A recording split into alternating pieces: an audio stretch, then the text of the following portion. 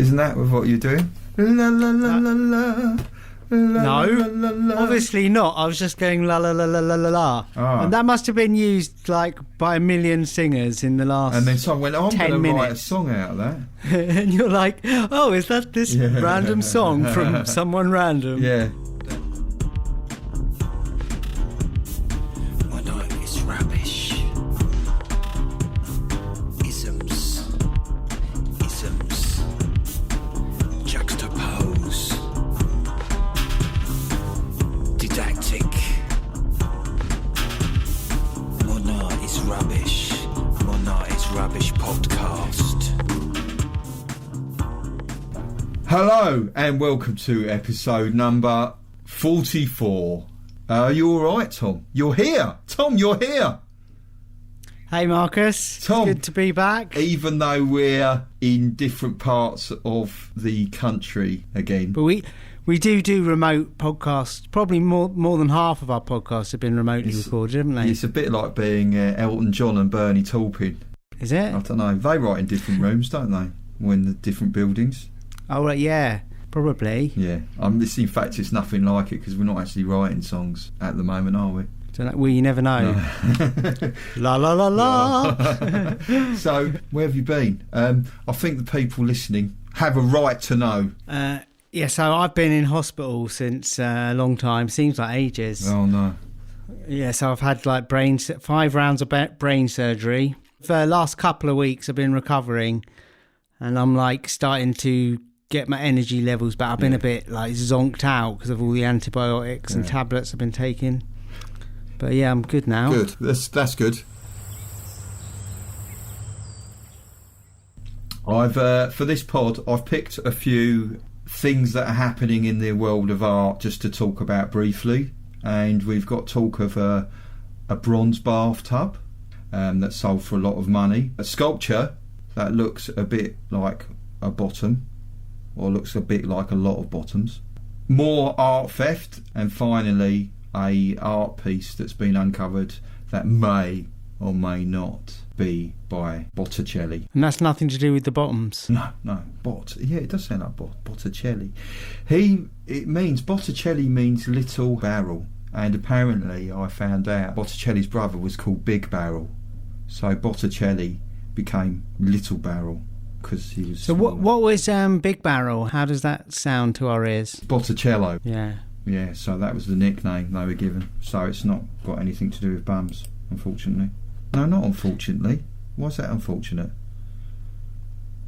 Well, it'd be funny if it was. Yeah. If his name meant like small bottoms.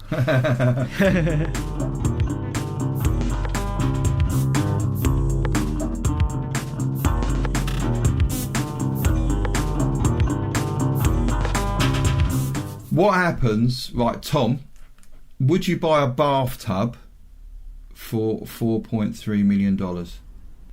I guess if I could afford it, yes. Okay, right. Oh, so you would? Oh, okay. Well, that's kind of killed my...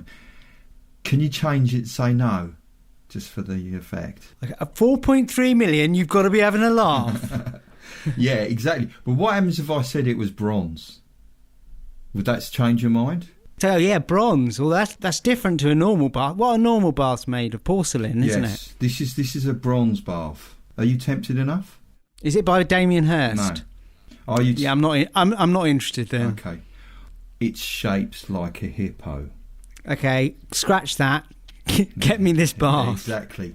And this bronze bath that sold was shaped like a hippo, and it's actually built by the French artist Francois Xavier Lelaine. And he used to build functional artworks with his wife, Claude Lelaine, although both their works were a bit different.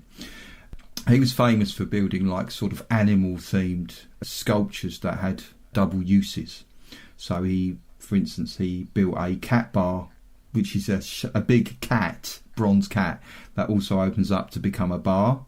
And what, like this serves drinks? Yeah, the cat doesn't serve drinks, but yeah, that kind of bar, yes, not a metal bar.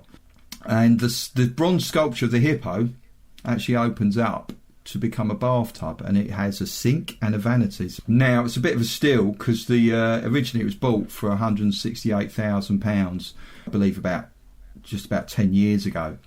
and it's now just been sold for $4.3 million. So I presume this is an art collector, not someone wanting to refresh their bathroom suite. Interesting as well, Francois Xavier and his wife Claude, they were friends with a lot of famous artists, and apparently Duchamp even wanted. Apparently even Marcel Duchamp wanted an item made by them. So that's probably. Let me guess, a bronze urinal.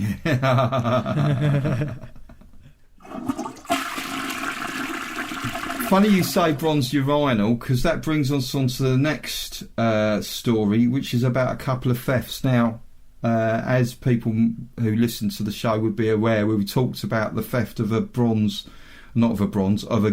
toilet. I've got an update, Tom. Yes. They still haven't caught them. The people who stole the gold toilet. Well, that's quite an item, a gold toilet. That's first place toilet, isn't it? A bronze bath is a bit more third on the podium, isn't it? Also, there has been another attempted theft. In the Dulwich Gallery in London, there was an audacious attempted theft of 2 Rembrandts.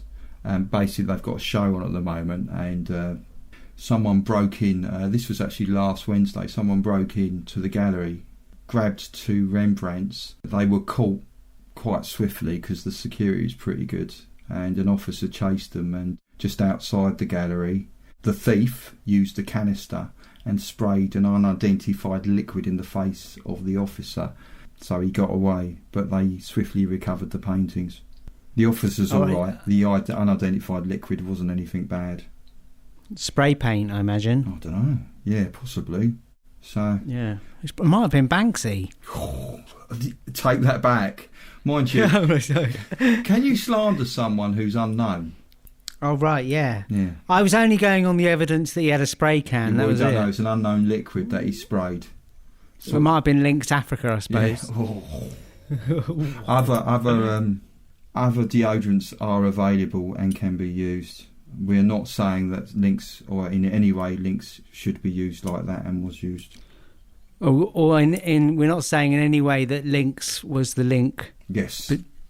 To this case. In fact, it is a very nice product for people if they're in their 20s.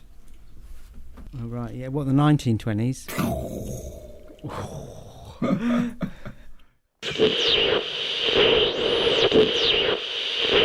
Now a short advertisement break. Marcus! What?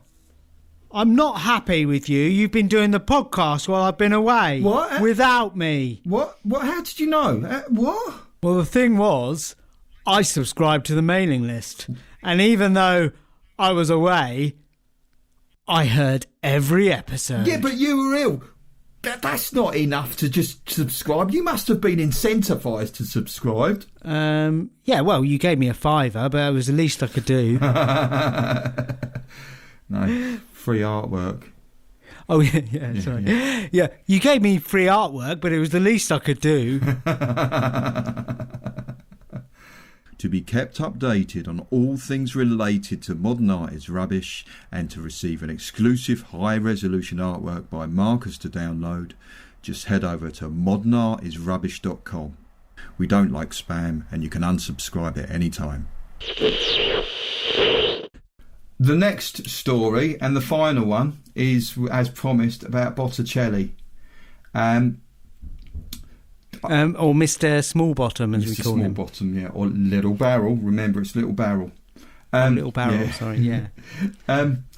Do you watch? There's a BBC series which I watch. It's called Britain's Lost Masterpieces. Basically, 2 people go round to galleries in the UK and they look for paintings that are maybe incorrectly attributed, and they put them through various tests to see how authentic they are and whether they are really done by the artist.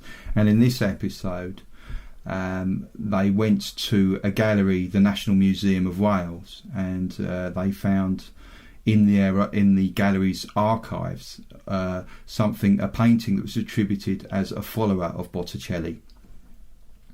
And it's what it was a picture of Madonna and child with pomegranate. Nice. Yeah. Are you interested to know what the pomegranate was? Is that the name of one of Madonna's children? What pomegranate? It does. Who's called Apple? That's Apple Martin, isn't it? Apple Martin. Chris Martin and whoever he uncoupled with. Pepper Potts from Iron Man. Okay, yeah. Gwyneth That's Paltrow. it. Pepper Potts. Anyway, you're wondering what a pomegranate represents, aren't you?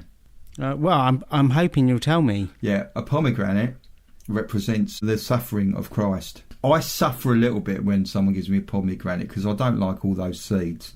But I don't think that's quite the suffering of Christ that I feel. I don't like pomegranates. Yeah, pomegranates being the suffering. Was that like a 16th century marketing thing? Pomegranates is the suffering of Christ. That would sell them. Yeah, you would, wouldn't it? You could, yeah. You'd get more people buying them, certainly, if you... Back in more religious times.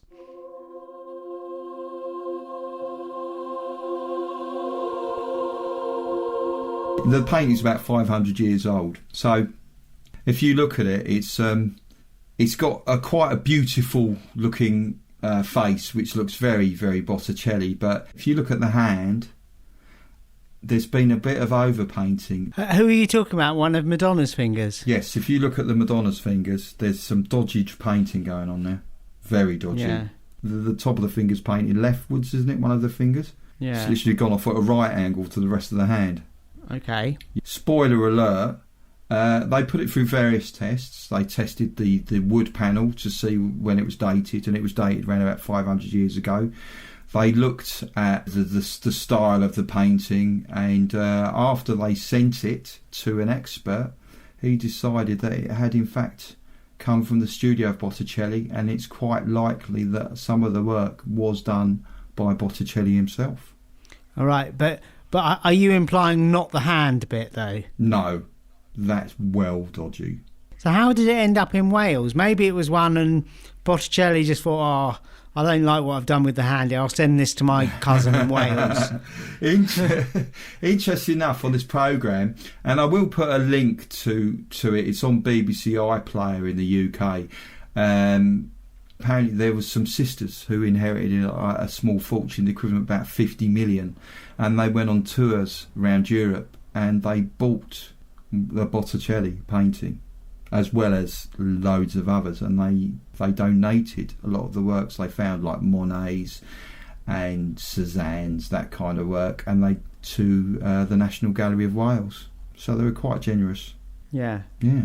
Quite a generous, pair of sisters? Yeah, I like generous sisters. Yeah. Do you like generous sisters? Yeah, absolutely. Who doesn't like a generous sister? I don't know. Let alone two. Yeah.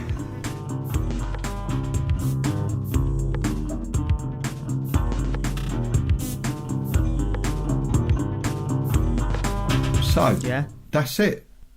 So Okay. anything you want to add on your way back? On your way back? On your way back? Yeah. Is it On Your Way Back an artist?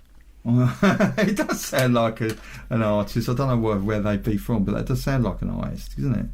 Just to say to people, if you could subscribe to our mailing list and head over to the website, and all the links to all the social medias there, isn't it? And our Patreon account. Excellent. Yes. So it's just buys, Tom. Okay, byes. Buys. Buys. Bye. Ta-ra. Bye.